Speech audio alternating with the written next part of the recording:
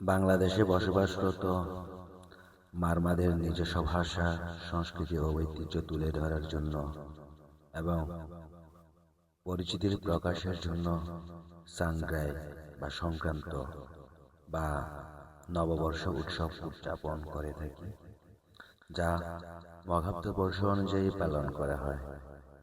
এই বছর মঘাব্দ 1388 সাংগ্রাই উদযাপিত হতে যাচ্ছে। প্রথমত 13 এপ্রিল ফুল সাংগ্রাই। সাংগ্রাই উৎসবের প্রস্তুতি দিন, যা ফুল দিয়ে পূজা ও বরণ করা হয়। দ্বিতীয়ত মূল তিথি বা প্রধান সাংগ্রাই দিবস। মারমারা বিশ্বাস করা হয় যে এই দিনে সব দেবতা বা সম্যক দেবতাগণ স্বর্গ হতে মর্ত্যলোকে অবতরণ করে। সেই ক্ষণে বুদ্ধের পূজা ও দান সামগ্রী দানের মাধ্যমে পুণ্যের ভাগ দেবগণের উদ্দেশ্যে মৈত্রীপূর্ণ উৎসর্গ প্রদান করা হয়। তৃতীয়ত 15 এপ্রিল সাংগ্রাই দ্বিতীয় প্রধান দিবস। এই দিনে পুরনো বছরের গ্লানি মুছে দেওয়ার উদ্দেশ্যে মঙ্গল জল বর্ষণ বা জলসিঞ্চনের মাধ্যমে উদযাপন করা হয়। চতুর্থত 16 এপ্রিল বিদায়ী সাংগ্রাই। সাংগ্রাই শেষ দিনে দেবগণ আবার স্বর্গে ফিরে যায়।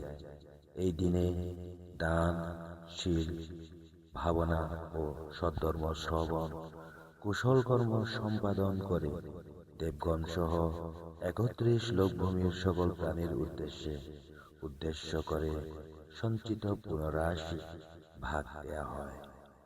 পঞ্চমত 17 এপ্রিল মঘাব্দ নববর্ষ বরণ দিন, শুভ নববর্ষ। এই দিনে গ্রহ নক্ষত্র জেনে নিজ নিজ জন্মদিন অনুযায়ী মঙ্গল জল বর্ষণের দ্বারা আগত নতুন বছরের সুখ, শান্তি, সমৃদ্ধি ও উন্নতি লাভের উপায় প্রার্থনা করা হয়। এই হলো মারমাদের সাংগ্রাই প্রধান 5টি দিবস।